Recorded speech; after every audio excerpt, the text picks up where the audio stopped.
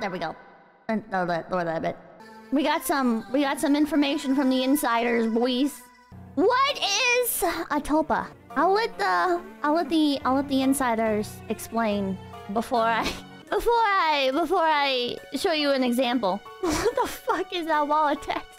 It's a lot. They're very talkative people. But it's actually really simple. It's actually really simple. It's very overcomplicated when you look at this shit, but it's more simple. You think it explains it well? Alright, well let's read it. A tulpa is an entity created in the mind, acting independently of and parallel to our own consciousness. They're able to think and have their own free will, emotions, and memories.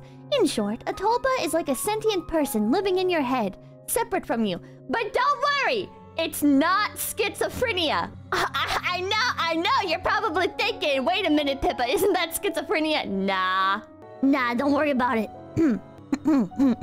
It's currently unproven whether or not tulpas are truly sentient, but in this community, we treat them as such. It takes time for a tulpa to develop a convincing and complex personality. As they grow older, your attention and their life experiences will shape them into a person with their own hopes, dreams, and beliefs. You'll create a tulpa by imagining a person in your head and treating them as a person. The exact mechanism is unknown, but as you give a tulpa attention and believe it can be a sentient person, it will grow into one and act independently of you. At first, you will be narrating to your tulpa, speaking to it and visualizing it in your mind. And with time, you'll be able to communicate through various methods, which will be described in the next section. Wait, this is a copy and paste, I think. Did this motherfucker copy and paste? I'm gonna be so mad. I thought this was posted in earnest, but I think it's a copy paste. Motherfucker copy and pasted his explanation. Keep in mind that when a tulpa starts talking, it doesn't mean they are complete or finished by any means. Like any person, a tulpa is never done, and you shouldn't be going for a finished tulpa. When you make one, you should be focused on nurturing and teaching your tulpa and allowing them to grow as a person with you, while at the same time you learn about yourself and grow as a person in turn. It takes time and effort to make a tulpa into a self-sufficient and balanced individual, and their independence and personality will grow and flourish over time. Like any regular human beings, creating a tulpa means committing to raising and living with another person, as this is a lifelong commitment, not one that ends when your tulpa starts speaking. Pretty much every tulpa has a form, an imaginary body they identify with. This form can be anything from a regular human being to a cartoon character, an animal, or anything else you can imagine. Of course, regardless of their form, they still have a human mind.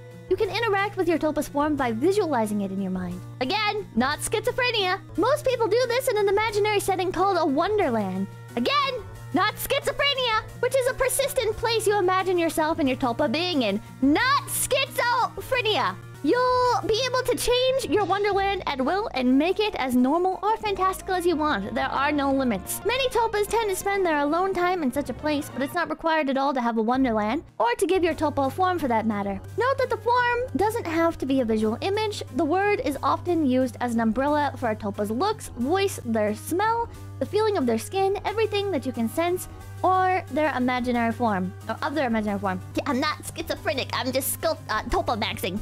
If you commit to the process and put a significant amount of time and effort into your tulpa, you will end up with a friend for life. You'll have a big hand in shaping your tulpa's personality, and it'll be easy to understand them, and for them to understand you, almost guaranteeing a close friendship. Getting to know your tulpa will teach you lessons in empathy and give you insight into your own personality and thought. They can give you an alternative opinion on your problems you have, support you emotionally, and tell you off when you're being stupid. The connection between a host, that's you, and a tulpa is very powerful and an intimate one, and you'll always have a friend to speak with in your head. So, but you're probably curious. You probably have the same question as this anon. Can you fuck it? And I will say, I've seen some mixed messages about this. It doesn't seem like there's a one consensus. You know? It seems like some people say you cannot fuck your tulpa, and that it's more of like a metaphysical thing. It's like a almost like spiritual thing. Like it's not a person, you know? But our original anon comes in clutch says yes, actually. So I don't know. We'll find out. Wouldn't that be rape? I don't know. Can you rape yourself? Self-care? Is it not self-care? I don't know. It's not rape if the tulpa consents.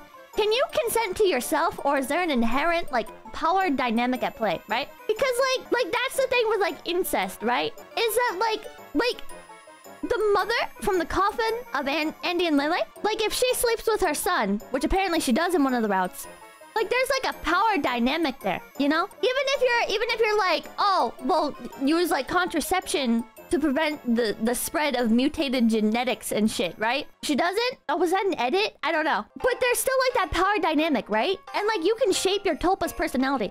So if you fuck your Tulpa, like you're kind of a groomer, aren't you? Even if you would say no, your Tulpa is like a different part of you, like it shares like the same brain as you, but it's like a cut off part, like you cut off part of yourself to create this Tulpa, then it's still like your child, which means like if you're shaping its personality and everything on top of that, like you like groomed yourself. It's kind of weird. Everybody, make sure to like, comment, and subscribe to Low Effort Clips. That's right, Low Effort Clips, right here on YouTube.com. Yeah, and hit the notification bell. Yeah.